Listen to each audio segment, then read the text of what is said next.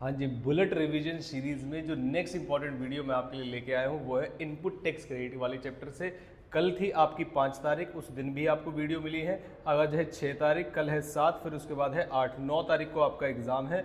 अभी तक अगर आपने कल वाली वीडियोस नहीं देखी बुलेट रिवीजन की तो वो देख लीजिएगा। जीएसटी की तैयारी मैं करा रहा हूँ और कोशिश करूंगा आज में जीएसटी की ऑलमोस्ट सभी चैप्टर की वीडियोस आपको अवेलेबल हो जाए। उसके बाद 7 और 8 ये 2 दिन लगा के मैं आपकी तैयारी कराऊंगा इनकम टैक्स की, और पूरी कोशिश करेंगे कि आपके जो टैक्स का पेपर है उसमें 60+ पक्का आए, इससे नीचे बात बनेगी ही नहीं। तो इस उम्मीद में चलिए वीडियो को शुरू करते हैं। अभी तक वीडियो को अगर आपने लाइक और चैनल को सब्सक्राइब नहीं किया तो कर दीजिएगा, और जो आपके कमेंट्स वगैरह मेरे पास आ रहे हैं, काफी सारे बच्चे जो कर रहे हैं, उन्हीं के बेस में अगली वीडियो लेके आए हूं। बहुत इंपॉर्टेंट है, कंपलसरी क्वेश्चन इस चैप्टर से आता है, आपको पता होगा। 8 से 10 मार्क्स का इस चैप्टर से आपको पक्का कल पेपर में क्वेश्चन दिखाई दे रहा होगा। सबसे इंपॉर्टेंट है। तो इससे जो अगले वाला आने वाला पार्ट है, इसमें हम स्टडी मैट के सारे क्वेश्चन को सॉल्व करने वाले हैं। इंट्रो के बाद वो वाला प्ले होगा। Thank you so much.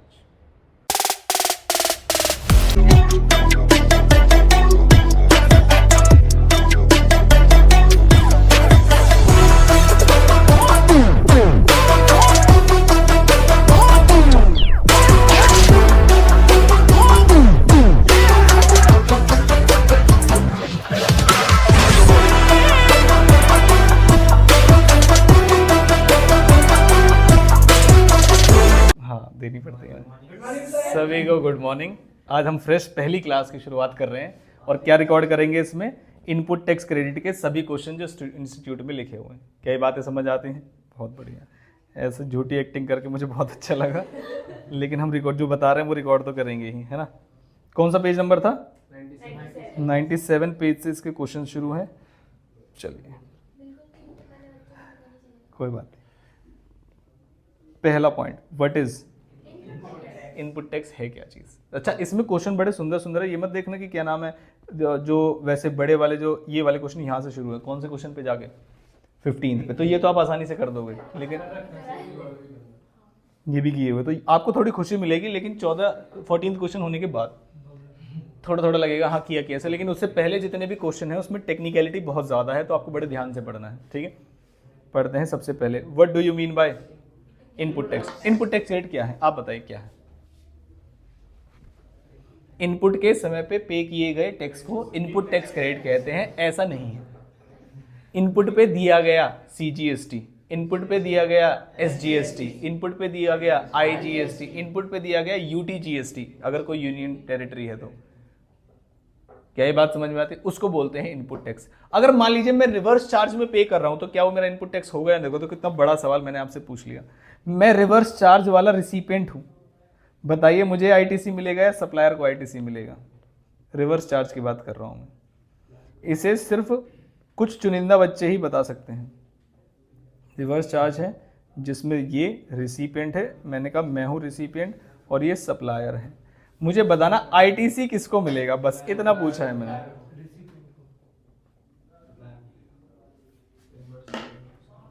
ITC किसको मिलेगा?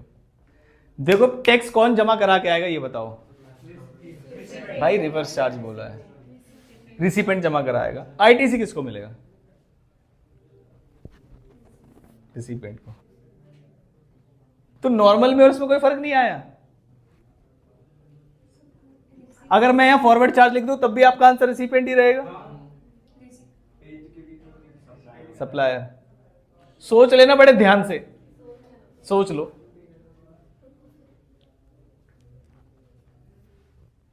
आप अपना आंसर बदल भी सकते हैं, अगर गलत लगे तो बदलना, सही लगे तो मत बदलना। ठीक है,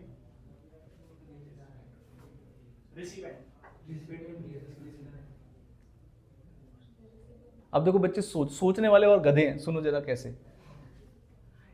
मेरे बिहाफ पे मैं इसको जेब से निकाल के पैसे देता था, ये गवर्नमेंट के पास जमा करा के आता था, तो मुझे ITC मिलता था। मैंने कहा मेरी जगह तुम मत जाओ, मैं खुद जाऊंगा गवर्नमेंट, तो ITC तो मुझे ही मिलेगा ना भाई। जो पे कर रहा है उसे ही तो ITC मिलेगा, वो तो जमा करा के आता था। अब मैंने कहा अपना काम मैं खुद करूंगा, तो सप्लायर को दे दूं ITC। गधे, सप्लायर को दे दूं ITC? जब खरीदार हूं मैं, पेमेंट मैं कर रहा हूं टैक्स की, और अब तो मैं सीधा गवर्नमेंट को जमा करा के आ रहा हूं। नहीं, ज्यादा हो गया। इसका आंसर पढ़िए जरा, देखो कितना सुंदर सा आंसर लिखा है हमारे इंस्टीट्यूट ने। इनपुट टैक्स का मतलब क्या है? क्या चीज? सेंटर वाला SGST, IGST, UTGST, charge on supply of goods or services or both made to a registered person. It also includes tax paid on reverse charge. यहां से अब पता है होता क्या है, वो क्वेश्चन जो एग्जाम में पूछते हैं MCQ की फॉर्म में, बस ये वाली लाइन पूछेंगे, क्या रिवर्स चार्ज के द्वारा पे किया गया जो रिसिपेंट पे करता है टैक्स, क्या उसे भी इनपुट टैक्स क्रेडिट में काउंट किया जाता है? Answer is yes. समझ में आया क्यों? आगे, एंड इंटीग्रेटेड ITGST जो इंपोर्ट पे भी पे किया जाता है। अगर मैं कहीं से गुड्स इंपोर्ट कर रहा हूँ, इंपोर्ट पे क्या लगता है बताया था मैंने आपको, उसे इंटर स्टेट सप्लाई मानते हैं और क्या लगाते हैं? IGST। क्या ये मैंने बताया था या नहीं बताया था? पहली क्लास में शायद बताया होगा कि जब बाहर से सामान मंगाते हैं तो उसे भी इंटर स्टेट सप्लाई बोलते हैं। It does not include any tax paid under, क्या हमने बताया था, कॉम्पोजिशन लेवी वालों को बहुत कम रेट दिया जाता है और जो कम रेट पे टैक्स पे करते हैं उन्हें फिर ITC अवेल नहीं करने दी, वो चेन को तोड़ देते हैं। थोड़ी थोड़ी बातें समझ में आई, आंसर लिख सकते हैं, अब पढ़ लिया है तो ठीक है। जो मैंने हाईलाइट की है इसका मतलब ये वाली लाइन वो आपके एग्जाम में पूछ सकते हैं। What are the condition necessary for availing ITC? सीधा सीधा हिंदी क्वेश्चन है। कौन सा? 16 सबसेक्शन 2 पूछ रहा है, उसमें 4 चीजें हैं। पहली चीज और रिटर्न फाइल। अब देखो ऐसा लगता है कि एग्जाम में आएगा तो थोड़ी ना इतना ज्यादा या कम लिखेंगे, तो देखो जरा, उन्होंने कहा फॉलोइंग कंडीशन आर सेटिस्फाइड। पहली बात क्या है, जब एग्जाम में लिखेंगे तो किस तरीके से लिखना है, अब हम वो बात कर रहे हैं, ठीक है। He is in the position of tax invoice और डेबिट नोट और कोई भी टैक्स पेइंग डॉक्यूमेंट जो उसके पास है। ये कौन सी वाली बात थी? पहली बात। अब आता हूं मैं बी वाली। He has received the goods और सर्विस और बोथ। सी वाली पार्ट क्या है? सब्जेक्ट टू सेक्शन 41, जो हमने बताया था कि कहीं वो टैक्स ऐसे तो पे नहीं कर रहा कि जबरदस्ती मार पीट के ला रहे हैं उसे, वो वाले टैक्स पेमेंट की बात नहीं की गई सेक्शन 41 में। Supplier has actually paid the tax charge in respect of supply to the government. किसने पे किया है? सप्लायर ने। नॉर्मली हम किसकी बात कर रहे हैं? सप्लायर के पे कर दिया। He has furnished the return under section 39। तो ये वाली बातें तो हम पहले से जानते थे। अब जो बातें नहीं जानते, जो लिखनी कैसे है वो देखिए। द डिटेल्स ऑफ इनवॉइस और डेबिट नोट और referred above has been furnished by the supplier in the statement of outward supply and such detail has been communicated to the recipient of such invoice or debit note in the manner specified in section 37। क्या बातें ऊपर से गई या नहीं? पूरी बातें ऊपर से गई। सुनना जरा ध्यान से। ये रिटर्न का चैप्टर जब पढ़ते हैं तब समझाते हैं इस वाली बात को, तब आपको ज़्यादा अच्छे से आएगा, लेकिन मैं आपको अभी बता देता हूँ। देखिए, तब भी बच्चे तो आप वही रहेंगे। देखिए यहाँ पर पहले मैंने लिखा कौन? सप्लायर, और यहाँ पर लिखा रिसिपेंट। ITC चाहता कौन है?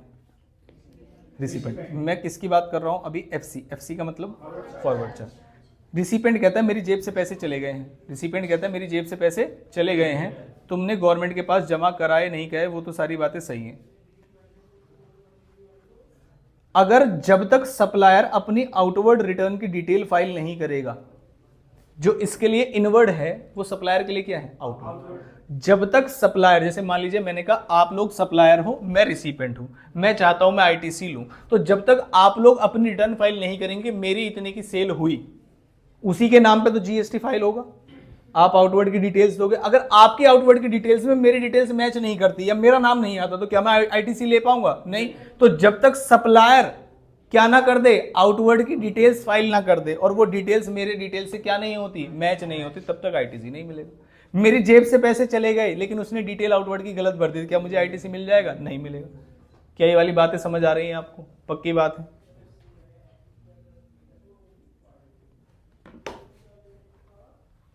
अब एक बार दोबारा जरा ध्यान से पढ़िएगा। द डिटेल्स ऑफ इनवॉइस और डेबिट नोट, जो भी डॉक्यूमेंट हमारे पास है, रेफर जो हमने ऊपर किया है, किसने फाइल कर दिया है? फर्निश कर दिया है by the supplier in the statement of outward supply and such details have been communicated to the recipient. बस ये 2 लाइन याद रखनी है आप, कि वो जो डिटेल्स हैं वो आउटवर्ड सप्लाई में सप्लायर ने फाइल कर दी है और इसको कम्युनिकेट कर दिया गया है किसको? रिसिपेंट। मैंने बताया था ये ऑटोमेटिक होता है, जमा नहीं करा सकते आप। जब वो आउटवर्ड में जमा करा के आएगा आपके अकाउंट में तभी तो शो होगा, तभी ITC ले सकते हो। क्या ये बात सही है या नहीं? इसे कौन से क्लॉज में बात की गई है? AA में। कौन सी क्लॉज में बात की गई? AA में।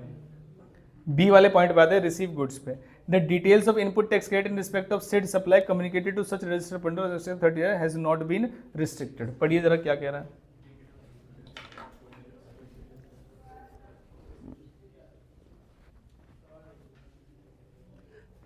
मैं किसी से गुड्स लेके आया हूं, गुड्स मुझे मिल गई, वो सप्लायर है, मान लीजिए वो कौन है? सप्लायर। और मान लीजिए वो कंपोजिशन स्कीम लगा रहा है, ऐसा मान के चलिए, तो कंपोजिशन स्कीम में मैंने टैक्स पे किया होगा, मुझे गुड्स रिसीव हो गई हैं, क्या मुझे मिल सकता है? नहीं। क्या ये बात समझ में है? तो आपको एक सेक्शन का रेफरेंस देना है, सेक्शन कौन सा है? 38, कि आपको गुड्स तो रिसीव हो गई लेकिन सप्लायर के ऊपर कोई भी कंडीशन नहीं लग रही है जिसमें सेक्शन 38 के अंदर कवर हो रहा है, मतलब उसे रोका नहीं जा रहा आईटीसी लेने से। क्या ये बात समझ आती है? ठीक, ये 2 पॉइंट हमने नहीं पढ़े, बाकी पॉइंट बिल्कुल आसान है। देखो पहले क्या था? ए पॉइंट क्या था? उसके पास क्या होना चाहिए? डॉक्यूमेंट। डॉक्यूमेंट कौन सा? डेबिट नोट या फिर इनवॉइस, टैक्स इनवॉइस। फिर दूसरा पॉइंट बी वाला कौन सा था? Goods must be received. तीसरा point tax must be paid, ठीक है। और D point return must be. हमने 2 एडिशनल पॉइंट पढ़े, एक डबल ए वाला और एक बी ए। डबल ए वाला ए के बाद लिखेंगे, ए के बाद क्या लिखेंगे हम? कि आउटवर्ड सप्लाई की डिटेल्स सप्लायर ने फर्निश कर दी है और उसे कम्युनिकेट कर दिया है किसको? रिसिपिएंट को। क्या ये बात समझ में? दूसरा पॉइंट क्या था? Goods must be received. तो जहां से भी हमें गुड्स रिसीव हो रही हैं सेक्शन 38 के अंदर, उसे रोका नहीं गया है आईटीसी लेने के लिए। क्या ये बात समझ में आती है? बस ये 2 पॉइंट्स आपको ऐड करने हैं और ये अमेंडेड आंसर है। पहले आंसर कुछ और हुआ करता था स्टडी मैट के अंदर, पहले आंसर में सिर्फ A B C D, that's it. अब उन्हें आंसर को बेहतर तरीके से लिखा है और अगर थ्योरी में आ जाए तो आप इसे आंसर को लिखेंगे। जितने भी क्वेश्चन मैं बता रहा हूं अब ये वाले, ये आप लिखेंगे इनके आंसर्स को। क्या ये बात समझ में आती है? ठीक। Next, can a person take ITC without payment of consideration for the supply along with tax? Question पढ़िए पहले तेरा ध्यान से, क्या कह रहा है? Can a person take ITC without payment of consideration, without payment of tax कह रहा है, without payment of consideration, without payment of consideration for the supply along with tax. Tax भी है, बताइए फटाफट से। ले सकता है नहीं ले सकता? ले सकता है। मैं एक रिसिपेंट हूं, मैंने उसके पैसे नहीं दिए, मैंने टैक्स भी नहीं दिया, लेकिन टैक्स तो उसने भर दिया होगा। हाँ, तो मैं पहले ये बात बताऊंगा, हाँ वो ले सकता है, लेकिन इनवॉइस की डेट से जैसे ही 180 दिन इलैप्स होंगे और मैंने पैसे नहीं दिए होंगे तो मेरी आउटवर्ड सप्लाई में आउटवर्ड लायबिलिटी जीएसटी में ऐड कर दिया जाएगा और जब मैं पेमेंट कर दूंगा वो मुझे दोबारा से मिल जाएगा। पूरी कहानी समझ में आई? दोबारा बताऊं? आगे समझ में? ठीक है, आंसर देखिए इसका। Yes, the recipient can take ITC. However, he is required to pay the amount towards the value of supply along with tax within 180 days. कहाँ से? From date of issue of invoice. This condition is not applicable when tax is payable on. क्योंकि ये किसको पे करना पड़ता है? क्या आप इससे थोड़ा सा एक कदम आगे जाना चाहेंगे? हाँ, क्या कदम आगे जाना चाहेंगे ये बताइए। कि अगर उसने 180 दिन में पे नहीं किया तो क्या करोगे? आउटवर्ड जीएसटी लायबिलिटी में ऐड कर दोगे और जब पेमेंट कर देगा तब दोबारा से अलाउ कर देंगे। कितनी बात लिख सकते हैं अपने वर्ड्स में? पक्की बात है, आप अपने वर्ड्स में इसको एक्सटेंड करेंगे, आंसर को पूरा लिखेंगे और मुझे दिखाएंगे।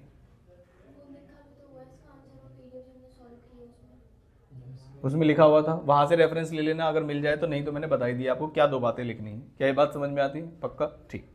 Next, What is the time limit for taking ITC and reason thereof? Time limit क्या है? तो मैंने कहा था रिटर्न वाली बात मैं आपको बाद में बता दूंगा, लेकिन यहाँ पर अब क्वेश्चन आ ही गया तो मैं बता देता हूँ। देखिए, एक फाइनेंशियल ईयर है 23-24, तो कब से शुरू होगा? 1/4/2023 से 31 मार्च 2024। मैंने कहा अगला साल रिटर्न, इसकी जो एनुअल रिटर्न है वो कब फाइल करेंगे बताओ? अगले साल के सितंबर मंथ की रिटर्न, ऐसा बताया था मैंने। तो मैंने कहा सितंबर मंथ की रिटर्न कब भरी जाएगी? अक्टूबर में। और डेट क्या बताई थी मैंने आपको? 20 अक्टूबर। या फिर ये तो आखिरी डेट है, क्या ऐसा भी हो सकता है कि आखिरी डेट से पहले भर दी हमने? ऐसा भी तो हो सकता है। या फिर date of filing annual return whichever is earlier. ये डेट है, आप रिटर्न के चैप्टर में पढ़ेंगे। Date of filing annual return whichever is earlier. मैंने कहा मैंने रिटर्न फाइल कर दी, मान लीजिए पूरी एनुअल जो रिटर्न है सितंबर में ही फाइल कर दी, तो क्या करूं? आईटीसी सितंबर से मिले, कोई रिवर्स करने की जरूरत नहीं। क्या ये बात समझ में? इसे क्या बोलते हैं? Which ever is early. इसमें कोई भी डिटेल नहीं। देखो, इससे पहले वाली पीडीएफ के आंसर जब तक चल रहे थे तो आपका दिमाग कह रहा होगा बड़ा मजा आ रहा है, चैप्टर बड़ा आसान है, लेकिन जैसे ही थोड़े से टेक्निकल बातें चलते हैं हमारा दिमाग हमें थोड़ा सा दूर ले जाना चाहता है जो चीज़ चल रही है उससे। आपका दिमाग पूरा यहाँ पर होना चाहिए। कौन सी बात किसी बड़े क्वेश्चन में जुड़ के आ जाएगी और आपको पूरा क्वेश्चन खराब कर देगी, हमें पता भी नहीं होगा। क्या ये बात समझ में? वो वहां पर लिख देगा कि इस पे तो टैक्स रिवर्स चार्ज पे पे हुआ है, बताइए आईटीसी मिलेगा या नहीं मिलेगा? जल्दी बताइए। मिलेगा भाई, मैंने गुड्स खरीदे और टैक्स पे कर दिया रिवर्स चार्ज में। अब वहां बच्चा डाउट में आ जाएगा इस वाले को दूं या ना दूं। वो वाला पॉइंट गलत हो गया तो पूरा आंसर गलत हुआ, मतलब एग्रीगेट गलत हुआ, फिर उनके हाथ में है बाजी की कितने मार्क्स देने। क्या ये बात समझ आती है? पक्का, ठीक। Next, what is the ITC entitlement of a किसकी? Newly registered person. सुनना जरा ध्यान से, न्यूली रजिस्टर्ड वर्ड का मतलब क्या है? नए नए रजिस्ट्रेशन। और नए नए रजिस्ट्रेशन लेने की दो कहानी होती है, बताओ क्या? जिस दिन से क्या हुआ है, टर्नओवर थ्रेशोल्ड की क्या हुई है? एक्सीड हुई है। क्या इसके कहानी बताओगे आप मुझे, क्या हुआ होगा आगे? बताओ। या तो विद इन 30 डेज उसने अप्लाई कर दिया होगा, या फिर विद इन 30 डेज अप्लाई नहीं किया होगा।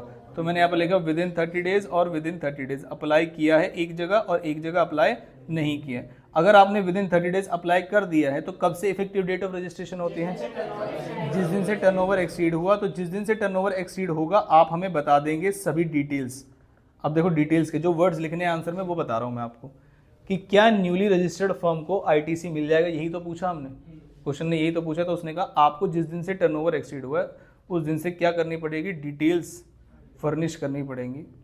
अब डिटेल्स फर्निश किस किस चीज़ की करेंगे? एक तो हमें जो जो इनवर्ड सप्लाईज हैं हमारी, कौन सी इनवर्ड सप्लाई है, जैसे कि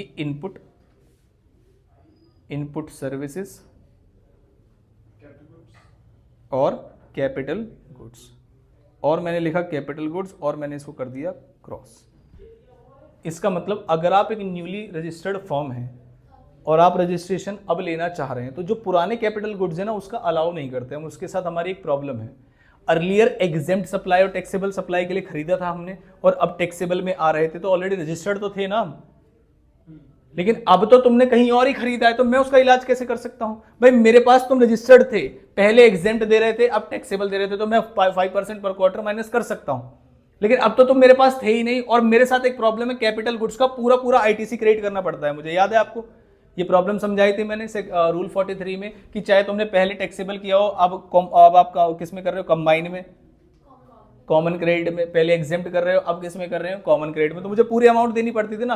तो जब जब आपके यहां पर न्यूली रजिस्टर्ड फर्म होगा तो उसके कैपिटल गुड्स का आईटीसी नहीं मिलेगा। ये रूल है। रूल क्यों बनाया है समझ में आ गया? क्योंकि उसने कब खरीदी? 5% पर क्वार्टर, क्योंकि वो तो नॉन बिजनेस पर्पस के लिए था। तो उन्होंने कहा भाई साहब जिस दिन के पास जो तुम्हारी कैपिटल गुड्स है उस पर हम नहीं देंगे, हाँ इसके बाद तुम कोई खरीदोगे तो दे देंगे। लेकिन ये किसके ऊपर रूल अप्लाई किया है? सिर्फ न्यूली रजिस्टर्ड फर्म में। और इनपुट में मैंने आपको बता रखा है कि इनपुट के काफी सारे फॉर्म हो सकते हैं, जैसे कि input contained as raw material, as semi finished और फिनिश गुड। इन बातों को लिखने के आपको मार्क्स मिलेंगे। इसका आंसर अभी पढ़वाता हूं, पहले ये चीज समझ में आई। और अगर आपने विद इन 30 डेज अप्लाई नहीं किया तो जिस दिन ग्रांट ऑफ रजिस्ट्रेशन सर्टिफिकेट मिल जाए उस दिन आपको फर्निश करने पड़ेंगे। क्या ये बात समझ में आ गई?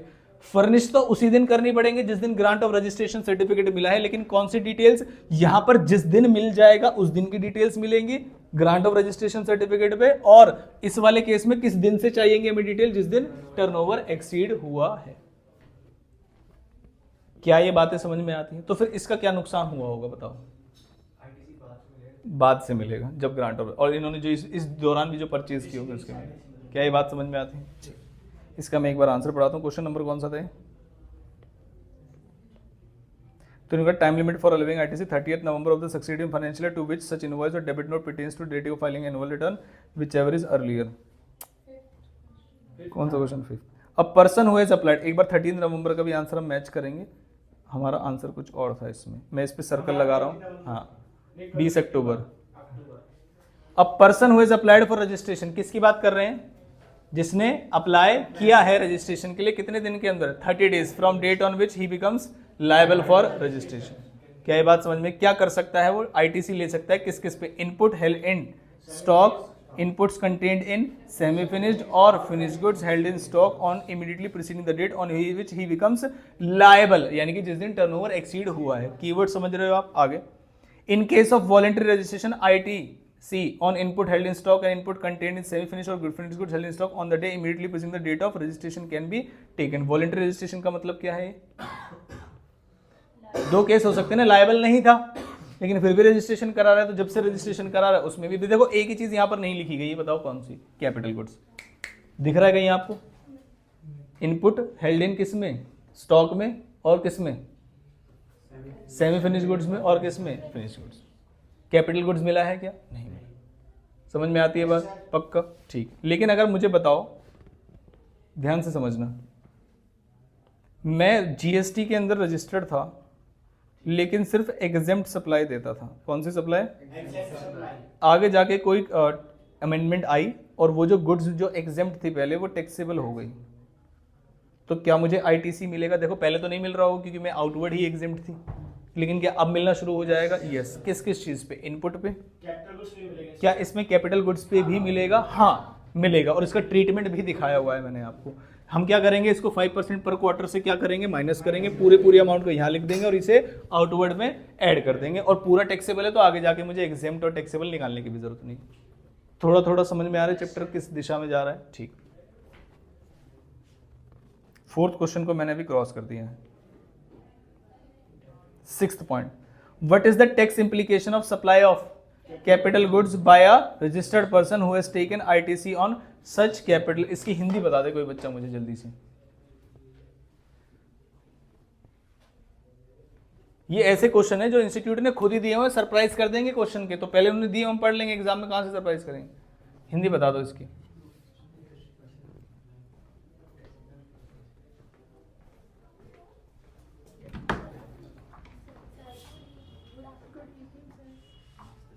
सिर्फ पढ़ाई कर लीजिए, उनके आंसर्स लिख लीजिए केस स्टडी वाले कॉपी में, केस स्टडीज के सब तो है ही ना यहीं पे मैथ के। कौन? अभी डाल दो। नहीं, केस स्टडीज तो सबकी करनी है। हाँ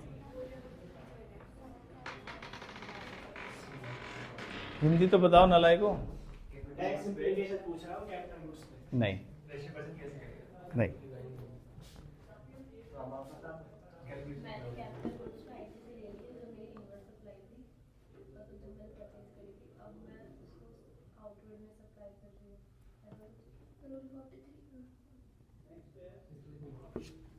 मैं बताता हूँ, जरा आप थोड़ा सा ध्यान देना कि क्या ये बात सही है या नहीं।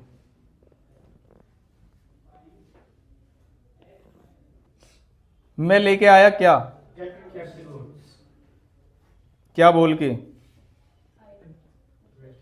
टैक्सेबल सप्लाई करूंगा। टैक्सेबल सप्लाई बोल के लेके आया था 10 लाख के कैपिटल गुड्स, जिसपे जीएसटी कितने का था? 1.8 लाख का। कौन सी तारीख को लाया? 1/4/2023 को। 5 महीने के बाद, आफ्टर 5 मंथ्स,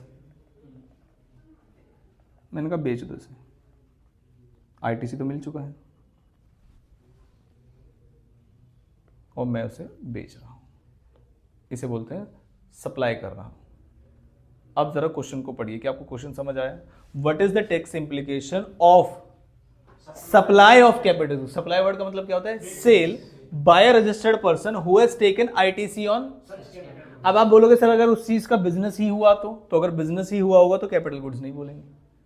क्या बात आपको पता है? फर्नीचर वाला बिजनेस है, अगर उसका फर्नीचर बेचता है तो उसके लिए स्टॉक है वो, नॉट कैपिटल गुड्स। क्या ये बात समझ में आती है? अब आप बताइए क्या इलाज करें, फिर क्या इलाज होता है वो मैं बताऊंगा। देखो पहला तरीका ये है, जैसा आप बताना चाहते हैं मुझे कि आप इस 1,80,000 को 5% पर क्वार्टर, और हमारे क्वार्टर्स कितने हैं? 2, कितना अमाउंट आएगा? 10% माइनस करेंगे 18,000, 1,62,000, तो 1.62 लैक्स। आप ऐसा कह रहे हैं कि इसको क्या कर दीजिए, जिस महीने में सप्लाई कर रहा है उसकी आउटवर्ड लायबिलिटी में क्या कर दीजिए, ऐड कर दीजिए। क्या यहां तक आप मेरी बात समझ पा रहे हैं? पक्का? ठीक। मैंने कहा अच्छा अगर एक बात बताओ, अगर तुम गवर्नमेंट है तो तुम्हें थोड़ा लालच देता हूं, बताना तुम प्रोविजन क्या बनाओगे। आप गवर्नमेंट हो, ठीक है। मैंने कहा इस कैपिटल गुड्स को इसने बेच दिया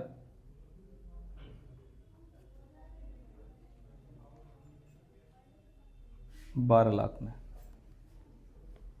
और इस कैपिटल गुड्स को इसने बेच दिया 8 लाख में। कुछ भी हो सकता है, कैपिटल गुड्स से डेप्रिशिएट हुई लेकिन मार्केट में वैल्यू बढ़िया मिल गई, मैंने बेच दी, या डेप्रिशिएट हुई मैंने कम में बेच दी। अगर मैं 12 लाख में बेचूंगा तो इस पर टैक्स रेट लगा 18%, तो बताओगे कितना जीएसटी आएगा? 12 लाख का 18%, 2.16 लाख, और इस पे अगर निकालूं 18% तो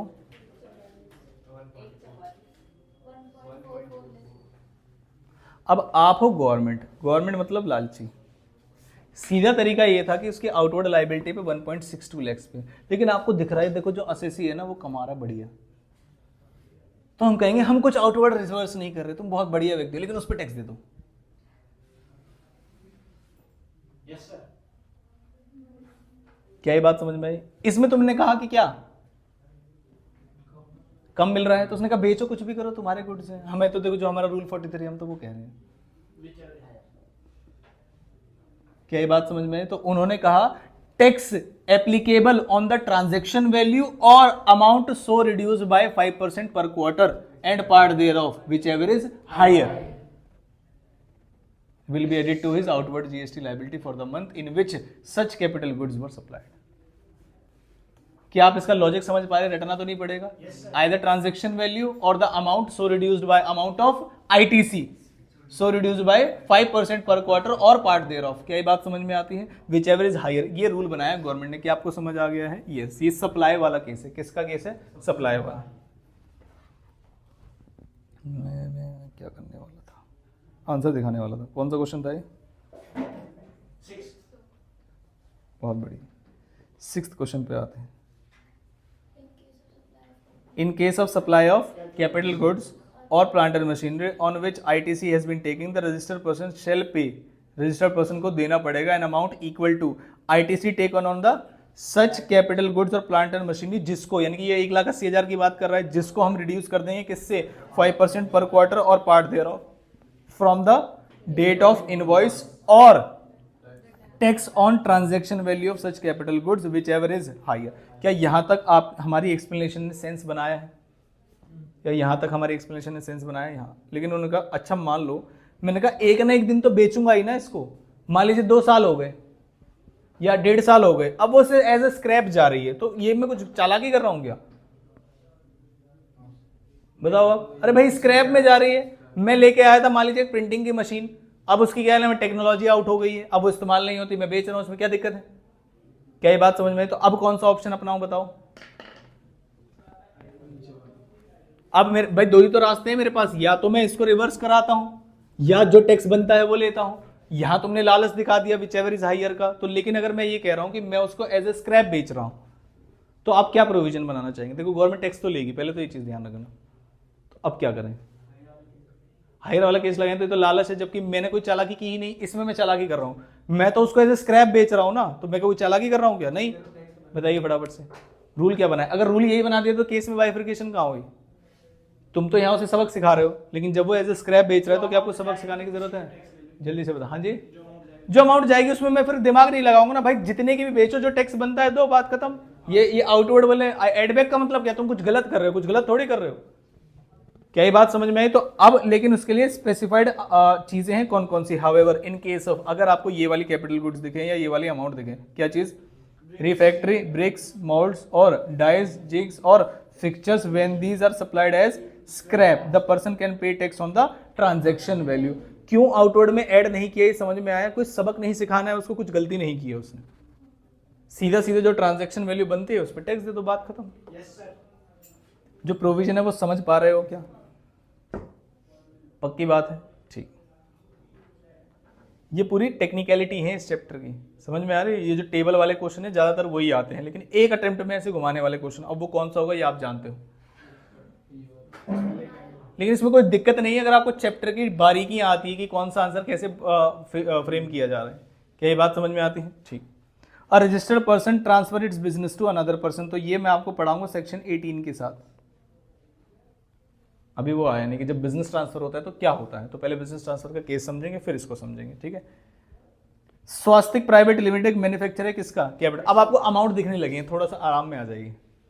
अभी तक थोड़ी टेक्निकल चीजें थी, प्रोविजन फॉर डाउटफुल डेट्स वाले क्वेश्चन थे। बच्चा क्या करता है, टेबल वाले क्वेश्चन पढ़ के चला जाता है, टीचर ने पढ़ा दिया, ब्लॉक्ड अलाउड बता दिया, कंडीशन बता दी, क्वेश्चन कर दिया, पहुंच गया। अब वहां गया इसमें आईटीसी क्या बताइए, आउटवर्ड सप्लाई, आउटवर्ड में कैपिटल गुड्स अगर उसने बेचे, बच्चा लिखे जा रहा है वहां पर कुछ भी मान के क्वेश्चन को लिख रहा है मस्त, उसे पता ही नहीं कि जिस कैपिटल गुड्स पे आईटीसी लिया उस कैपिटल गुड्स को बेच दिया, कह रहा नहीं ये तो फर्दर आउटवर्ड टैक्सेबल सप्लाईज है, अलाउड नॉट ब्लॉक्ड, कुछ भी लिख रहा है वहीं पे। सेक्शन 17 सबसेक्शन 5 क्लॉज ए सब कटेगा, समझ में आती है बात? तो ये provision for doubtful debts institute अपने क्वेश्चन में बना के देता है आपको सुबह पढ़ने की देर है। क्या ये बात समझ में आती है? ठीक है। स्वास्तिक प्राइवेट लिमिटेड एक मैन्युफैक्चरर है, किसकी? टैक्सेबल गुड्स की। उसने परचेज किया एक मशीनरी, कोई दिक्कत आपको? जल्दी से बताओ। नहीं। कितने की अमाउंट की? 8 लाख की। जीएसटी कितना पे किया? The company has claimed depreciation under the income tax act on the full value of the machine including IGST component availed the ITC. क्या वो आईटीसी क्लेम कर पाएंगे? नो। अब देखो उनका लिखने का तरीका, और इससे पहले मैंने आपको एक पीडीएफ दिखाई थी, कितने सुंदर तरीके से आराम से लिखा होता कि भाई डेप्रिसिएशन। अब देखो उन्होंने इंग्लिश किस तरीके से घुमाई, ऐसा लगा पता नहीं क्या है। क्या पॉइंट था ये? सेक्शन 16 बताओ कौन सा? Section 16 subsection 3। सीधी एक्सप्लेनेशन लिखनी थी। कोई दिक्कत है क्या आपको? अब थोड़े से जान पहचान वाले से आंसर देखेंगे आपको, ठीक है? खुश हो जाइए। कौन है? लेकिन फ्रेमिंग देखना कितनी सुंदर करते हैं, आर्टिस्ट हैं बिल्कुल, है ना? कौन है? एलएलपी। फाइनेंस प्रोफेशनल प्रोवाइड करते हैं, कंसल्टेंसी सर्विसेज प्रोवाइड करते हैं। एडवांस पेमेंट दी है कितने की? 1,18,000 ले जाओ, इंक्लूसिव ऑफ जीएसटी। कितने का? 18% का। In the month of October. किसको दिया है? जो भी नाम है। The software would be used by LLP to enhance the precision of the financial advice given by its various client. तो मतलब अपने ही इस्तेमाल करेंगे, मतलब इन कोर्स और फर्दरेंस ऑफ बिजनेस है। क्या ये बात समझ में आई? आगे चलते हैं। The balance payment is to be made after successful test run of the software in the month of, ठीक है। Sigma consultant has availed the ITC of IGST 18,000 in the return to be filed in October. देखो मैं एक service लेना चाहता हूं जिसका test run अभी तक नहीं हुआ है, लेकिन इन कोर्स और फर्दरेंस ऑफ बिजनेस में मैं यूज करूंगा। जब उसका टेस्ट रन सक्सेसफुल हो जाएगा तो मैंने जस्ट पेमेंट की है, अभी सर्विसेज रिसीव नहीं हुई। Section 16 subsection 2। भाई मैं एक सर्विस ले रहा हूं ना, आपको कोई दिक्कत है क्या इससे? नहीं। लेकिन ये सर्विस का जो टेस्ट रन है वो कब रिसीव होगा? मुझे कब होगा? दिसंबर में। मैंने कहा मैंने तो एडवांस पेमेंट दे दी है, क्या इससे कोई लेना देना है? नो। कब मिलेगा बताओ? दिसंबर में। अब क्वेश्चन क्या पूछ रहा है? क्या इसको 18,000 को अक्टूबर मंथ के रिटर्न में ले लें तो क्या सही रहेगा? No. Do you think Sigma consultant can avail such ITC? Yes. कोई दिक्कत थोड़ी ना है इसमें, बस एग्जामिन द सिनेरियो, मतलब but in the month of December. Question किस तरीके से घुमाया, क्या आप समझ पा रहे हो इसको? पक्का? ठीक। नेक्स्ट कह रहे हैं एक टैक्सेबल पर्सन है जिसका बिजनेस किस चीज का है? इंफॉर्मेशन टेक्नोलॉजी का। उसने बाय की है एक कार जिसकी मैक्सिमम सीटिंग कैपेसिटी कितनी है? अरे रुक जाओ भाई, आगे तो पढ़ने दो। For use of executive directors. क्या कर दें? ब्लॉक। क्या ब्लॉक्ड वर्ड लिखना जरूरी है? यस। क्या section 17 subsection 5 clause A other than specified purpose? Word सही बोले मैंने?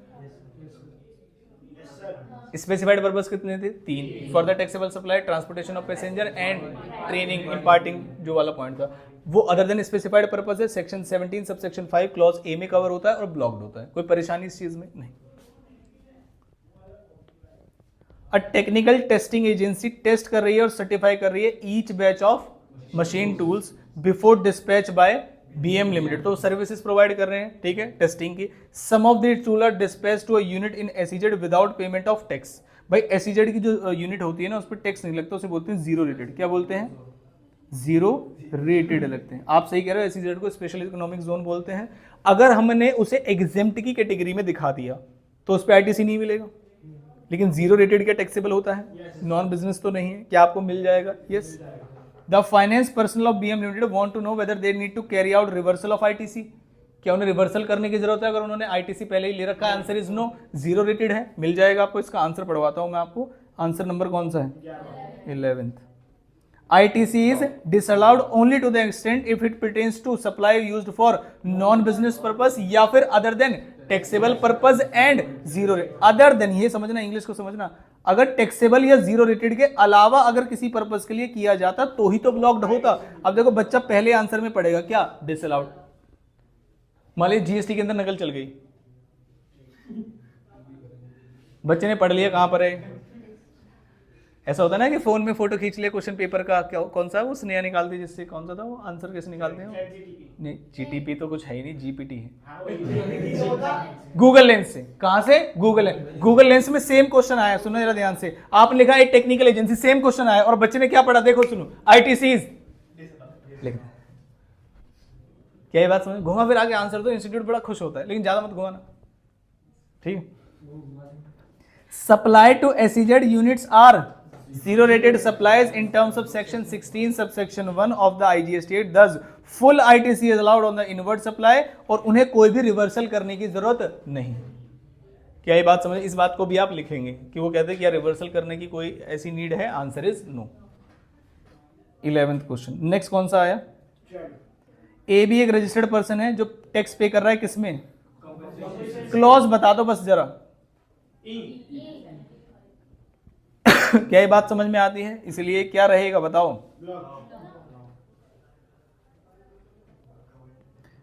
नाम क्या है? बाबला। कुछ भी बोले, क्या आपने नाम ये पहली बार सुना है या पहले भी सुन चुके हैं? मैं याद दिलाऊंगा पहले। आप सुना है? बबलू नहीं। एक पिक्चर आई थी भागम भाग, अगर किसी ने देखी है तो देखिए, यही देखते रहा करो, उसमें किसी का नाम था। चलो, Babla enterprise is exclusively engage in making what? Exempt. क्या एग्जेम्प्ट सप्लाई को नॉन टैक्सेबल बोल दूं? नो, वो अलग होते हैं, ठीक है।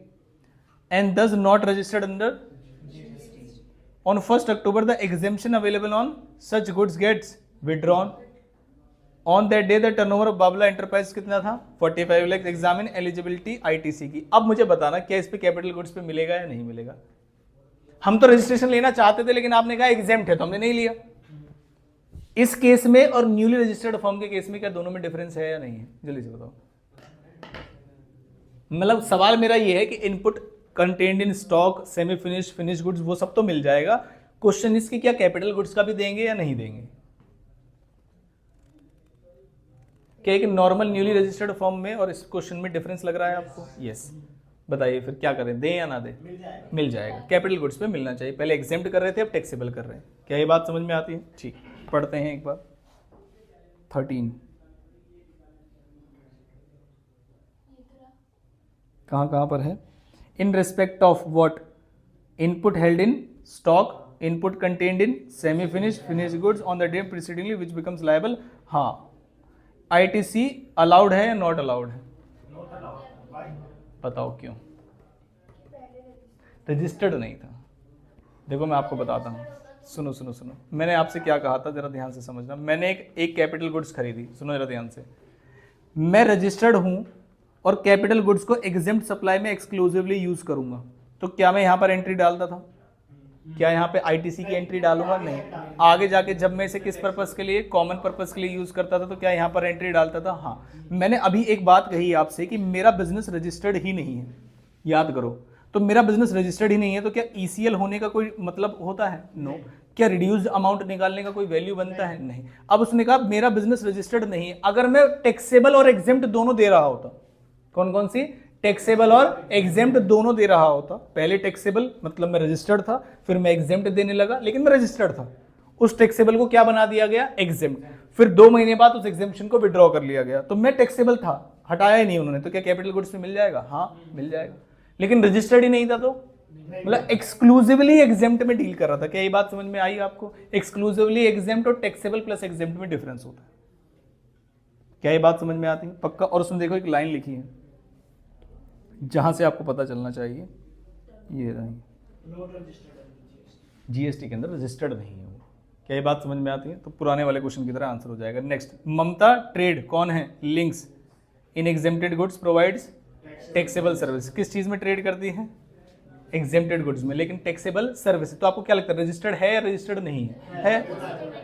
It is registered under the GST. उसने लिख भी दिया 1 अक्टूबर को। एग्जेम्पशन अवेलेबल जो गुड्स पे थी वो विड्रॉ हो गई, और आपको बताना है आईटीसी मिलेगा या नहीं मिलेगा। अब बताओ, आईटीसी मिलेगा इनपुट्स पे? यस। क्या कैपिटल गुड्स पे मिलेगा? अब आप बताएंगे। कैपिटल गुड्स पे मिलेगा? यस, इस बार मिलेगा। इसका आंसर देखते हैं, answer number 14। ITC capital goods पे मिलेगा, और जो 5% की हम जो करते हैं वो तो करेंगे ही। दोनों केसेस में फर्क है या नहीं, पहले ये बताओ। पक्की बात है? ठीक। अब यहां से ऐसे क्वेश्चन जिससे आपको आराम मिलेगा, किया हुआ है, बहुत बढ़िया। 16th question. नहीं नहीं नहीं नहीं नहीं, जमको लिमिटेड।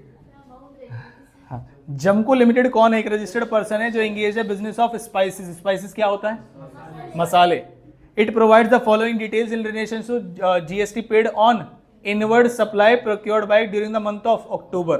रॉ मटेरियल परचेज किया है स्पाइसेस का, raw spices sold to customers, allowed और disallowed? Allowed. Raw spices used for personal purpose, कौन सा क्लॉज? एच।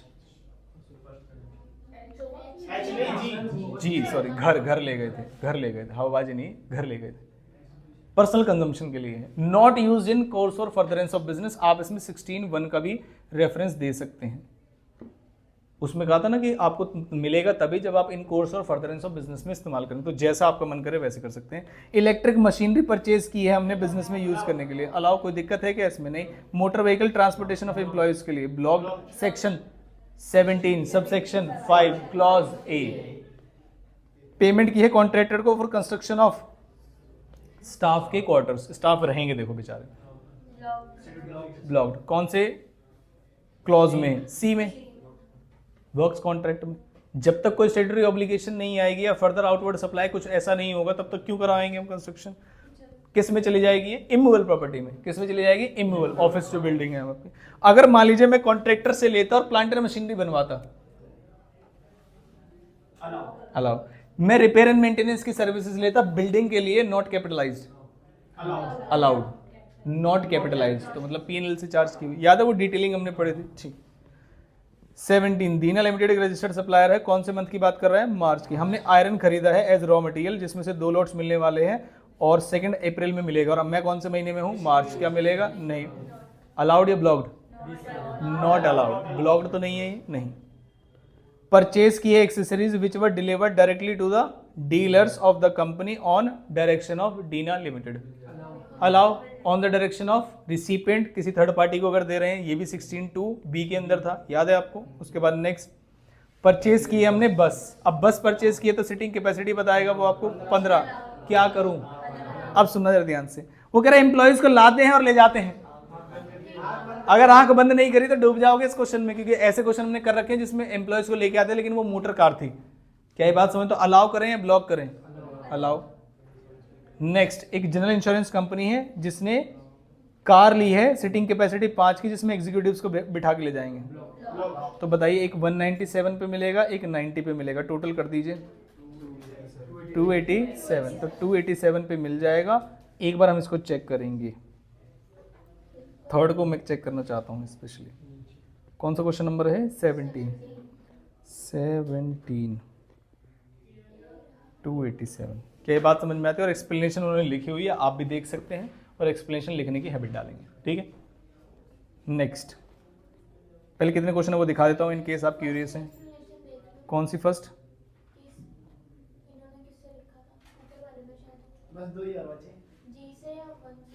तो खुश हो रहा नाला है।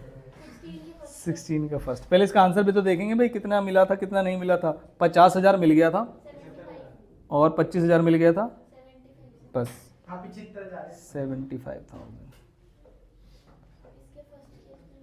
75,000 ही उनका है। हम एक बार इसका रेफरेंस देखते हैं, उन्होंने कौन सा वाला रेफरेंस दिया है।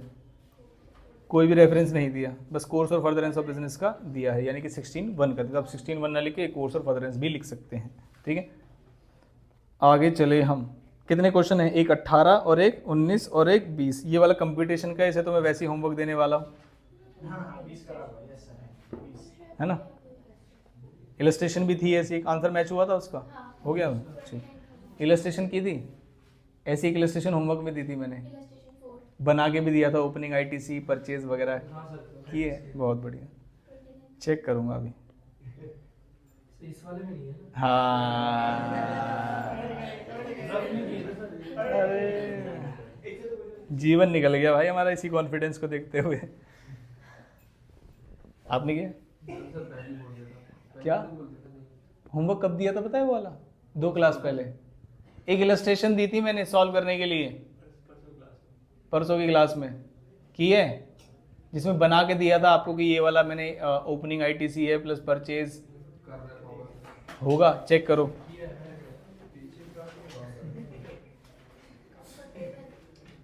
एटीन्थ क्वेश्चन आप पढ़िए, जैसे एग्जाम में आ गया है, और आप क्या लिखेंगे? कंफर्टेबल होके पढ़िए, आराम से। किया हुआ है? अरे नालायक।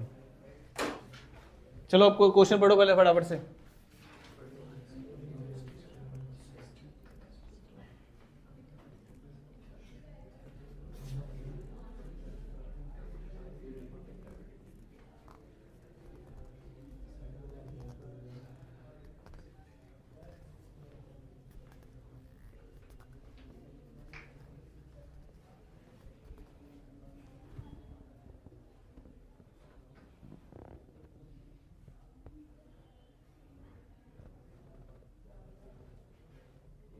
अट्ठाईस अक्टूबर से 180 दिन निकाल के दिखाओ पहले। हालांकि तुम तो पढ़े ही जा रहे थे, पता नहीं क्या ही क्वेश्चन है।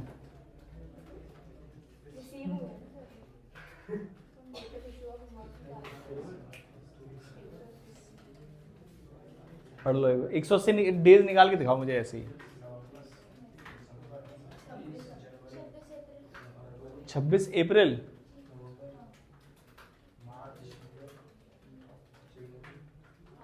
5 नवंबर से निकाल के दिखाओ। सॉरी 5 नवंबर से, सॉरी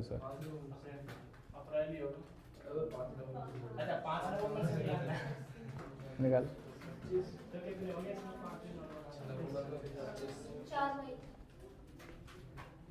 जो उसने पेमेंट की है वो कब की है ये बताओ।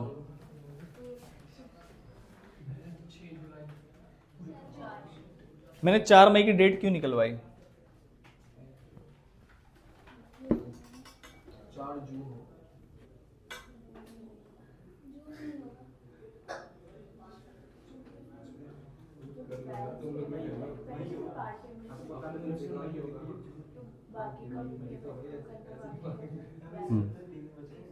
चार मई को क्या होगा?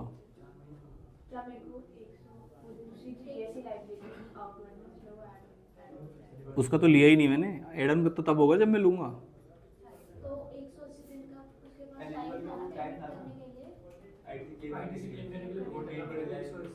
नो नो,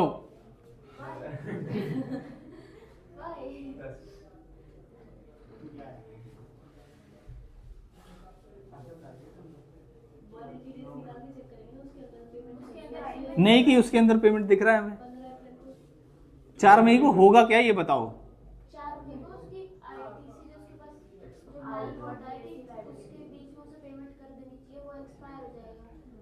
एंट्री क्या करूंगा?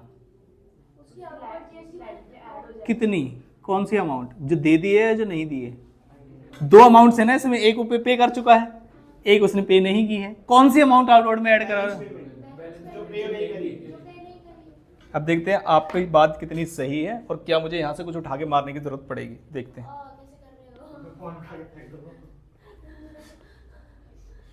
कौन सा वाला?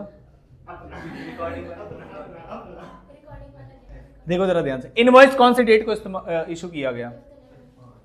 5 नवंबर। इस इनवॉइस की डेट से मैं इंतजार करता रहा, लेकिन क्या तुमने इस इनवॉइस की डेट से पहले पेमेंट भी की है? कंफर्टेबल लिमिटेड ने कितने की पेमेंट की है? बाद में की है। कौन सी तारीख को? 30 नवंबर को। कितने की? 4,20,000। सुनना जरा ध्यान से, पेमेंट मिली है हमें कौन से नवंबर को? 30 नवंबर को। कितने की पेमेंट मिली है? 4,20,000। पूरा चैप्टर पढ़ने के बाद आपने जो ये बात की है मुझे बड़ी ठेस पहुंची है आज। हो सकता है इसमें आपका फिजिकली नुकसान भी हो जाए। पहले बात समझना मेरी पूरी।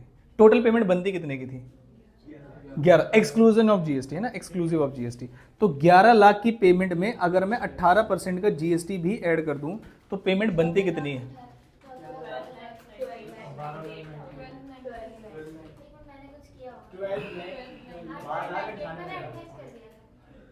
थी बर्तन तुम्हें भी बीमारी साथ में पढ़ते हो, पिटोगे साथ में। 12 लाख सही आया था कितना? लेकिन आए तो तुम लेट थे ना। तो इस बात पे क्यों? और क्या? ठीक है। देखो भाई, एक तो ये बुखार उखार जो है वो मेरी मारने की क्षमता को रोक देता है एकदम से। क्या कह रहे हैं? फिर 4,20 को जो पेमेंट की है उसे इंक्लूसिव ऑफ जीएसटी मानूंगा या एक्सक्लूसिव ऑफ जीएसटी मानूंगा? मैं तो इंक्लूसिव मानूंगा भाई, जो भी तुमने पेमेंट की है। अब मेरी बैलेंस पेमेंट कितनी बची है ये बता दो बस। कितने की? 8,78,000। अब मेरे बच्चे सुनना जरा ध्यान से, कितने भोले बच्चे। फोर्थ क्या था? मई 4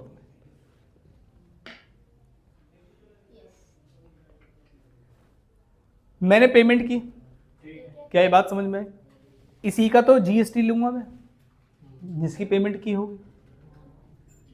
जिसकी पेमेंट की होगी इसी का जीएसटी लिया जाएगा,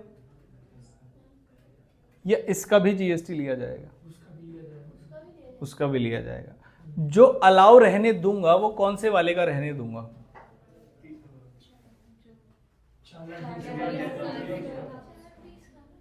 क्या मुझे इसकी भी मिल गई होगी?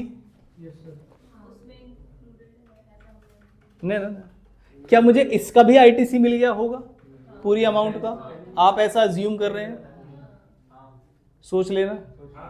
तो आप ये कह रहे हैं कि कितने का बन रहा है? 198 का। कितने का बन रहा है? 198 का। यही तो कह रहे हैं आप। और ये वाली अमाउंट अगर 118% है तो इसकी 18% अमाउंट बताना जरा। इसमें वैल्यू वाली कितने की और जीएसटी की कितने की?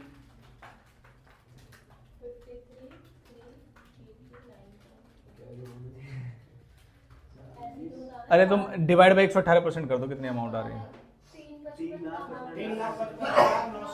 उसमें से माइनस कर दो 420।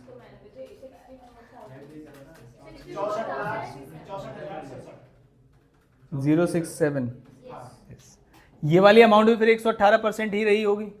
इसका भी निकालो जरा, जीएसटी कितना बनता है? 58,000 48,000 कितना?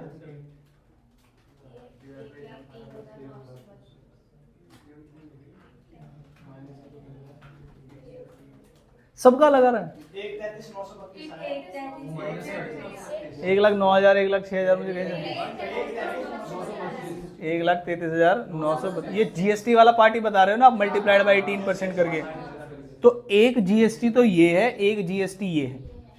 मेरी जो डेट थी 180 डेज वाली वो यहां एक्सपायर हो गई है। आप बताओ कौन सा जीएसटी लायबिलिटी में एड बैक कर दूं? यहां पूरा कहानी मैंने बता दी नालायकों। क्या यहां पर 180 डेज एक्सपायर हो गए हैं। मेरा सवाल आपसे यह है कि आउटवर्ड लायबिलिटी में एड बैक 198 पूरा करूं, 4067 करूं, या फिर ये वाली जीएसटी एलिमेंट को तो करूंगा, वैल्यू ऑफ सप्लाई को तो नहीं करूंगा। वो तो क्वेश्चन में, या वो भी है क्वेश्चन में। सोच लो,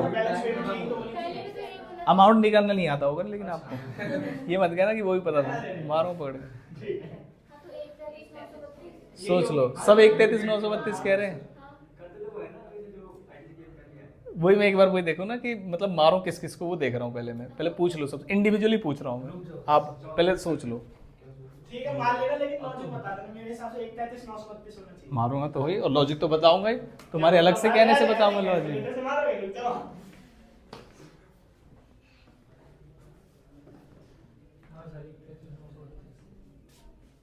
हमने आईटीसी पूरे कर रुको एक प्लीज रुक जाओ। आपको बस आंसर बताना है। क्या पहले ऐसा कुछ नहीं किया? अभी याद दिलाता हूँ, रुक जाओ। इसी चैप्टर में एक में खुद थोड़ी सी पेमेंट हो गई, थोड़ी सी नहीं हुई। सेम क्या बिल्कुल वही लिख दूं क्या? यहाँ पर जो लिखा होता है सुश्रुत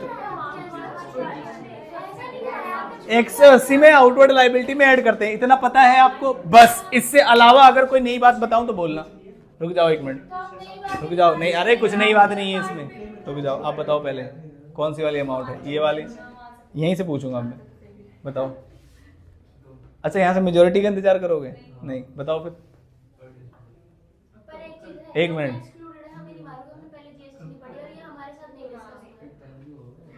अगर आप ये कंडीशन रख रहे हो और मैंने एक्सप्लेनेशन दी और वो पढ़ाई जैसी हुई तो तुम्हें डबल पीटूंगा मैं, बुखार के चक्कर में अलग मारूंगा फिर गीली तौलिया से। आप बताओ, बुखार भी उतर जाएगा ना।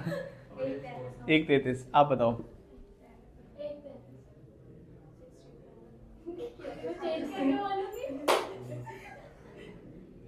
हैं? आप बताओ।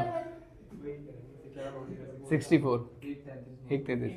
अब सुनो जरा ध्यान से, प्रोविजन एक भाई पता चले बर्बाद हो जाए लॉजिक। चलो बताओ, सुनो सुनो सारे बच्चे सुनो। शुरू में क्लेम कर लिया 198, ठीक है? ये सबको पता है, पेमेंट हो या ना हो वो तो सप्लायर की टेंशन है। तो मैंने शुरुआत में ही कितने का ले लिया है जीएसटी बताइए, 198 का मैंने पूरा क्रेडिट कर लिया। 180 days आपने पेमेंट कर चुके हो 64067, जिसका तो इससे तो कोई दिक्कत ही नहीं है गवर्नमेंट को। हमने क्या पढ़ा, अब सुनो जरा ध्यान से, कह रहे पार्ट पेमेंट कभी पढ़ा नहीं। सुनो एक सेकंड, हाँ ठीक है सुनो। अच्छा अब मुझे लॉजिक देने दो, मारूंगा क्यों इनको। ये देखो पूरा प्रोविजन बता रहा हूं। 198 की पेमेंट बनती है, सुनो 198 की पेमेंट बनती है, उसने पेमेंट नहीं दी, 180 दिन बीत गए, तो जो पेमेंट नहीं दी उसे आउटवर्ड लायबिलिटी में ऐड कर देंगे। 198 पेमेंट बनती है जिसमें से उसने 6407 दे दी। प्रोविजन आज भी वही है कि जो पेमेंट नहीं दी उसे आउटवर्ड में ऐड करते हैं। बैलेंस पेमेंट करेंगे ना, हाँ बैलेंस पेमेंट ही तो करेंगे। आप क्या कह रहे हो, हमने पढ़ा नहीं है। रुक जाओ फिर से, मेरे वर्ड्स पकड़े आपने। सुनो गधो, आपने पहले बोला कि ये वाला जो पेमेंट है इसको भी करेंगे, किसको करेंगे? इधर वाले को उसी पक्का? टाइम पर पूछ। नहीं मैंने पूछा है। तो हम तो स्टार्टिंग बोला से था। बैलेंस पेमेंट बोल रहे हैं। अरे तो और साथ में मैंने थोड़ा सा डाउट क्रिएट किया, तो क्या कह रहे हैं, हमने पढ़ा ही नहीं है। आंसर बता दिया। प्रोविजन पढ़ा है, पर ऐसे नहीं पढ़ा ना। पहले आप चलो वैल्यूज छोड़ो, पहले आपको कंसेप्ट समझ आया कौन सी पेमेंट पे करेंगे? बैलेंस पेमेंट जो नहीं दी है, तुरंत बदले नालायक गधे। ये तो कॉमन सेंस है, जो पहले दे दिया उसको दोबारा तो नहीं मांगोगे। भाई गवर्नमेंट आउटवर्ड लायबिलिटी में ऐड क्यों कराती थी, पहले ये बताओ। क्योंकि तुमने पेमेंट नहीं दी है। अब जितनी दे दी है उसे भी एड बैक करा दूं क्या? नहीं, क्या समझ में नहीं आया इसमें, नालायक ना, मेरी गलती है। एक बार अमाउंट मैच करेंगे, कितना अमाउंट ऐड बैक कराना चाहते हैं हम? अगर ये सही आया तो फिर ठीक है। उसमें केवल हाउएवर प्रोपोर्शनेट आईटीसी जो उन्होंने निकाला है, पहले देख लो क्या करवा रहे हैं उसका। Along with interest thereon as full payment has not been made within 180 days of issue of invoice, यानी कि 4 मई तक for the next year. ITC 133,932 का हाउएवर बी अवेल्ड अगेन, जब वो पेमेंट कर देगा। इसका क्वेश्चन हमने पढ़ा नहीं है, क्वेश्चन क्या बोला था उसने, है ना? तो क्वेश्चन पढ़ लेते हैं इसका कि क्या उसने बोला। Examine the availability of ITC in respect of IT engineering services. और अगर क्वेश्चन मिलेगा वुड योर आंसर डिफर, अगर उसने पेमेंट कब कर दी, तो वो तो उसने बता ही दिया है कि पेमेंट कब की है, जुलाई में। तो पहली एंट्री होगी 4 मई की, 4 मई में, जिसमें आउटवर्ड लायबिलिटी में 133 वाला अमाउंट एड बैक कर देंगे। और जब जुलाई में पेमेंट कर देगा तब अलाउ भी कर देंगे। क्या ये कहानी मैंने बता रखी है आपको?